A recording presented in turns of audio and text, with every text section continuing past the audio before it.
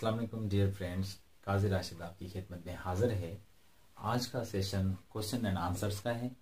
तो मैंने सोचा कि जो सवालात पूछे गए हैं म्यूनिसिपल ऑफिसर के हवाले से और टाउन ऑफिसर के हवाले से, तो उनके जवाब दिए जाएं। जैसे काफ़ी लोगों के जो मुख्तलिफ खलफशार हैं, जो काफ़ी लोगों की कन्फ्यूजन है, वो दूर हो जाए।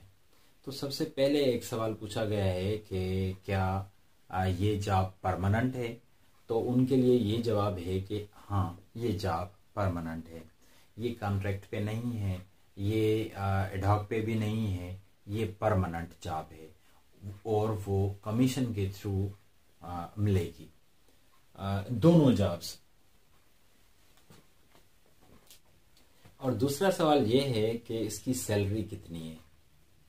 तो इस सवाल का भी बिल्कुल एक सिंपल जवाब ये है कि प्रोविंशियल जो भी इदारे हैं उनकी 17 ग्रेड की जो भी सैलरी बनती है, बिल्कुल उसी तरह इस डिपार्टमेंट के 17 स्केल की वो सैलरी बनेगी। और जो 16 ग्रेड की सैलरी दूसरे प्रोविंशियल डिपार्टमेंट्स की बनती है, वही same salary town officer BPS 16 की बनेगी। तो ये था दूसरे सवाल का जवाब। और तीसरा सवाल ये है कि क्या इन दोनों पोस्ट की सैलरी ट्रेजरी से मिलेगी या नहीं। तो इसका एक सिंपल जवाब ये है कि नहीं। क्यों? इसलिए कि ये दोनों जॉब्स इसलिए कि ये दोनों jobs Sindh council unified grade की जॉब हैं। इनका मकसद ये है कि ये दोनों जॉब्स इस तरह की जॉब्स हैं जिनको अपनी बजट होती है, जो बजट यूज करते हैं डेली वेजर्स में, और जो बजट इस्तेमाल होती है उस बजट में से जो काउंसिल के मुलाजिम होते हैं उनको सैलरीज डिस्पर्स करते हैं, और उनके बाद जो अपनी सैलरी उनकी बनती है वो भी लेते हैं और बिल बना के ऑनवर्ड्स अथॉरिटीज को फॉरवर्ड कर देते हैं। तो ये सैलरीज उस काउंसिल की बजट में से निकलती है। तो ये ट्रेजरी से सैलरी नहीं लेते। लेकिन इस डिपार्टमेंट के मुलाजिम स्ट्राइक पे हैं और वो ये स्ट्राइक कर रहे हैं कि हमें सैलरी ट्रेजरी से मिलनी चाहिए। तो इस पे काम चल रहा है 2 या 3 महीने या 4 महीनों तक, लेकिन कंफर्म नहीं कह सकते कि कितने महीने। तो आने वाले वक्त में जो भी मुलाजमीन हैं इंक्लूडिंग म्यूनिसिपल ऑफिसर और टाउन ऑफिसर, वो ट्रेजरी से सैलरी लेंगे।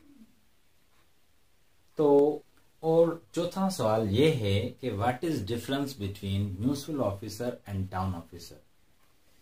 तो इसका भी बहुत सिंपल जवाब ये है कि टाउन ऑफिसर बीपीएस 16 की होती है, म्यूनिसिपल ऑफिसर बीपीएस 17 की होती है। टाउन ऑफिसर एक टाउन का ऑफिसर होता है जिसके अंडर टाउन होता है, जिस टाउन ऑफिसर के अंडर अथॉरिटी टाउन होता है जिसको वो मैनेज करता है। और जो म्यूनिसिपल ऑफिसर है उसके अंडर 2 या 3 टाउन ऑफिसर्स काम करते हैं। ये डिफरेंस है। नंबर 5 ये है कि क्वालिफिकेशन क्या है। जैसा कि मैंने जो पहली वीडियो बनाई थी उसमें ये बताया था कि ये सिंपल ग्रेजुएशन की जॉब है जो ग्रेजुएशन बेसिस पे दी जाएगी, और इसकी रिक्वायर्ड क्वालिफिकेशन सिंपल ग्रेजुएशन है। वो बीए हो, बीएससी हो, बीकॉम हो या कोई और ग्रेजुएशन हो। तो इसका सिंपल यही जवाब है। और छठा क्वेश्चन ये है कि एज। कोई ये पूछ रहा है कि 32 साल का हूं, मैं अप्लाई कर सकूंगा या नहीं। कोई कह रहा है कि मैं 35 साल का हूं तो मैं अप्लाई कर कोई कहता है कि मैं 35 साल का हूं कि मैं अप्लाई कर सकूंगा या नहीं।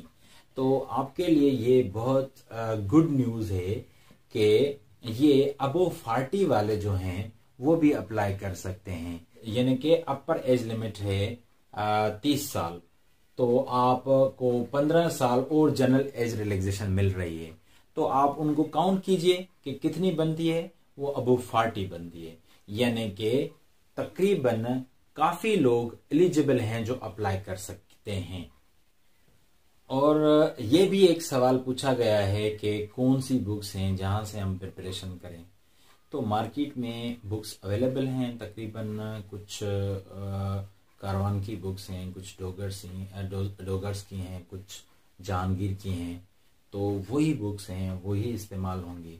और बुक्स के अलावा ये बहुत बहुत बहुत इम्पॉर्टेंट है कि आप सिंध पब्लिक सर्विस कमीशन के पास्ट पेपर्स कलेक्ट करें और उनको सॉल्व करें, क्योंकि इनका जो डेटाबेस है वो आप समझें कि उनका डेटाबेस कौन कौन सी एरियाज में से क्वेश्चंस लेता है और वो पेपर्स में देता है।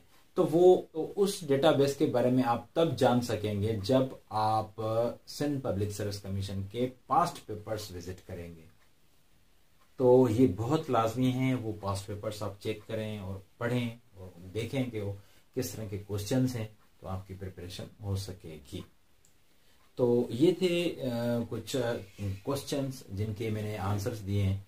उम्मीद है कि आपके जो कन्फ्यूजन्स हैं वो दूर हो गए होंगे। तो इंशाल्लाह नेक्स्ट वीडियो में हम ये डिस्कस करेंगे कि हम प्रिपरेशन कहाँ से स्टार्ट करें। तो आज के लिए बस इतना ही, मिलते हैं नेक्स्ट वीडियो में, तब तक के लिए दीजिए इजाज़त।